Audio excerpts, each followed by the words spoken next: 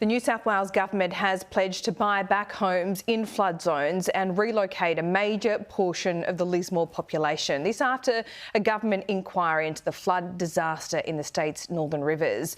They also backed community calls to future-proof the region against another disaster and made a $2 billion commitment to extend the Warragamba Dam wall. Joining me live now is the New South Wales Premier Dominic Perrottet. Thanks for your time. Are you being heckled or are you a hero in Lismore this morning? Oh, well, Laura, I'm in Ballina today. I was in Lismore yesterday. And look, it's pleasing to see that there's a lot of progress that's been made over the last 5.5 months. But there's still a lot of pain, distress since the catastrophic event that we had close to 6 months ago. And there's a long journey ahead. And that creates many challenges for many people. We put a lot of support in to get people into temporary accommodation, but there's a long way to go, and we need to follow those recommendations that came out yesterday to make sure the mistakes of the past are not made in the future. And we do everything we can to get people back into homes, out of temporary accommodation and into homes as soon as we can. These people have been in limbo for such a long time now. Hundreds of homes are worthless, if not thousands. You talked about a buyback scheme, but when are you actually going to buy them back? Well, by the end of August, we'll open an expression of interest through the new reconstruction authority that we have established. And that will be for landowners who we may be able to purchase their land for use for relocation of homes. So we will start that process, and then I'll be working very closely with the federal government in the establishment of a criteria for those people who live in homes in those areas which we need to move. So I spoke to the Prime Minister last night. We had a very constructive discussion around how we will proceed in relation to a joint funding arrangement. That's on us at a state government level to come up with that criteria and work very closely with them. And I was pretty happy with the discussion we had last night in terms of the way forward. But the short answer is, Laura, as quickly as possible, I want to provide certainty to those people who have been affected. I understand and appreciate the angst, I guess, that comes from releasing a report yesterday. Directionally, we've said we will go down this path, but we need to provide that certainty for people who have had, in many respects, that their lives turned upside down, and there's a lot of pain here, and I need to provide that certainty as quickly as possible. So what are you waiting for? In many ways, do you want the federal government to pay half? Well, that's what's occurred in similar situations in the past, but this is obviously of a much greater scale than we've seen in the Grantham floods, and so we need to work through that criteria properly. It's not just the northern rivers that have been affected by floods, there's other areas of New South Wales as well. And what came out through the report yesterday from Professor O'Kane was that we need targeted solutions for different communities. There are some communities where we need to take a certain approach, and others a different one. And we'll work through all of those details. It was a very in-depth report. I think both Professor O'Kane and Mick Fuller have done a superb job in relation to the issues, not just in relation to changes to emergency management, but in relation to future planning and climate going forward. So what about the Warragamba Dam wall? Is that also a scenario where you would expect a 50-50 split? Well, we have raised that with the Commonwealth Government. We're in the final planning phases of that.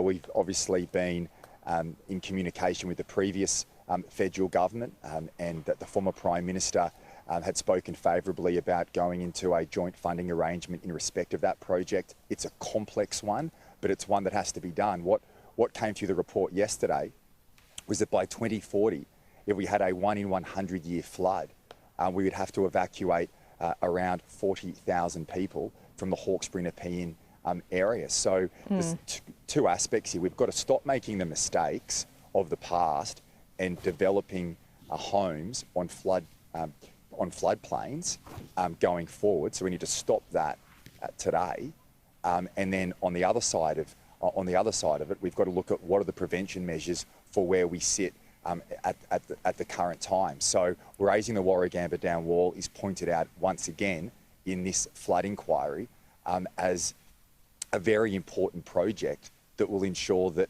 we save lives and property into the future. OK, let's talk NRL Grand Final. What's on the table right now? What have you offered? Well, we've been in commercial discussions with the NRL. They're obviously in confidence, but I've made it very clear that this is a match that has always been held in New South Wales from the very beginning. Only last year during COVID it wasn't, and I believe that the offer that we've provided the NRL is fair and reasonable in the circumstances which we find ourselves in. So I'm confident of getting a positive response from the NRL, but ultimately that's a matter for them. But in terms of the fan base, in terms of the clubs, this is a match that should remain in Sydney. Sure, but without breaking that commercial in confidence, have you offered them more money and a new timetable for suburban stadiums? No, I haven't offered them a further timetable in for suburban stadiums. I've made it very clear, Laura, that my priority as Premier right now is to support people right across the state who needs assistance. We've gone through a very difficult time in our state, through bushfires, drought, floods, the pandemic and floods again, and I need to prioritise those issues. Now, so not a new timetable, but Penrith was hogging around $300 million, as I understand it. Is part of that money going to be redistributed? Now, we committed to Penrith Stadium as part of our suburban stadium approach. I've made that very clear to the NRL. We've also invested significant amounts in centres of excellence. Let's not forget, Laura, when it comes to stadium infrastructure in this state, we built a new stadium at Parramatta. We're about to open the new Allianz Stadium at Moore Park. We have put significant investments in for suburban stadiums in our great city. So, so more money, but not a new timetable. That's what you're saying. Yeah, well, in terms of the financial commitments for the NRL Grand Final, we obviously aren't, we were previously discussing a 25 to 30-year arrangement. Now, we're obviously offering less than we were before because that was in context of a long-term deal. But I believe that the offer that I've put forward to the NRL is fair and reasonable, and that's a matter for them. But as far as I'm concerned, for the fan base in New South Wales, the game should stay. OK. Few quick things. What's going on with the trains? It's getting a bit ridiculous in New South Wales. Why are you leaving up to ministers who are fighting about who's a man and who's a boy? Is it time that you step in as Premier and fix this? Well, I've had numerous discussions with Alex Classens and the RTBU in relation to this matter, and it's unacceptable the approach that the union has taken. I mean, Alex Classens is on the campaign committee of the New South Wales Labor Party, and they both are using people as political pawns in this game, and they are putting out they are holding the people of New South Wales hostage, and it's completely unacceptable, and it's wrong. And we have made significant concessions, most predominantly in relation to the inner city fleet, a modern train fleet, which did not require any modifications. It was passed by the National Safety Regulator. I made the concession that we would put hundreds of millions of dollars into that of taxpayer money. That was their claim. As soon as we made that commitment, they then changed the goalposts again. And it's very clear to me, this is not about commuter safety. This is about politics. And I'll continue to do everything I can to get the right outcome for the people of our state. But this is a game that the unions in New South Wales Labor Party are playing at the expense of the people of New South Wales, and it's wrong. OK, Chris Minns will be on the program. I'll put it to him in the next hour. Scott Morrison appointing himself secret ministries. Now, you didn't obviously have a read on that, but in your dealings with him through the pandemic, Premier, was he always above board?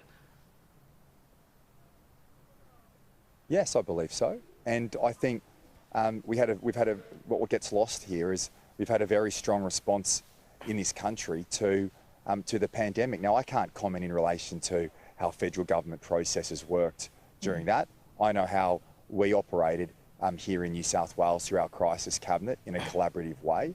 But I'm not across the details of how the federal government operated during COVID. But I certainly know that here in New South Wales, we had a crisis cabinet. There were senior ministers around the table.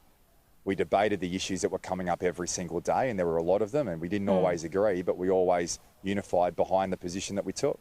Yeah, some of those meetings were pretty willing. I mean, I remember one time you threatened to go alone on JobKeeper payments when the federal government was stalling. Didn't he swear at you in one of those meetings and say, how would that look, Dom? Doesn't that demonstrate maybe it was about the politics more than anything else?